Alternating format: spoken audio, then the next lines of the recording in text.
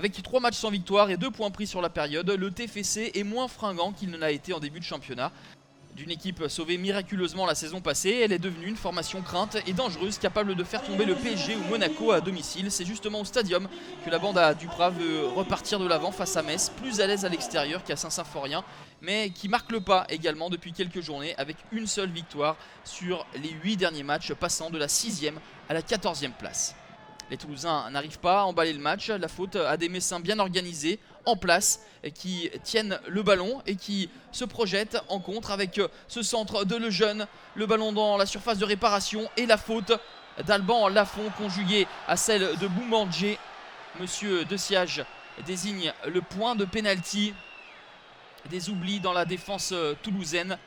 La faute est indiscutable sur Opa Nguet, mais Vluterding absent. C'est Yann Jouffre qui va tirer et transformer ce pénalty à la demi-heure de jeu.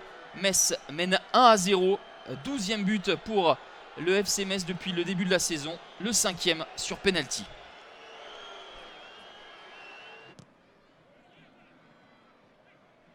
Toulouse essaye de réagir par l'intermédiaire de Martin Braithwaite.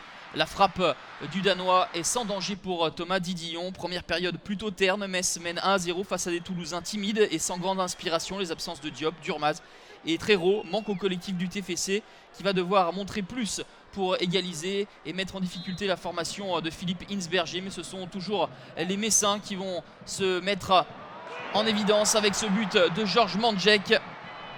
2-0 pour Metz après 48 minutes de jeu. Cette combinaison sur coup de pied arrêté, le centre de Benoît Souekoto et de la réussite pour Mandjek qui touche ce ballon du pied droit puis du gauche et trompe Alban Lafont. Les Messins qui ne relâchent pas leur étreinte. Le centre tendu, personne à la réception.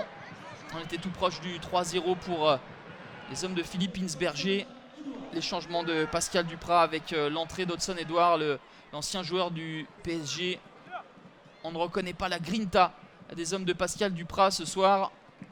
Nous jouons la 95e minute. Braithwaite alerte Hudson Edouard qui réalise un joli numéro et réduit l'écart à 2-1.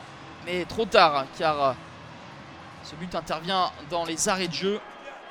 Score final 2-1 pour les Messins qui offrent un beau cadeau d'anniversaire à leur coach Philippe Hinsberger avec cette 3e victoire à l'extérieur cette saison. Le TFC toujours en panne enchaîne un 4e match sans victoire.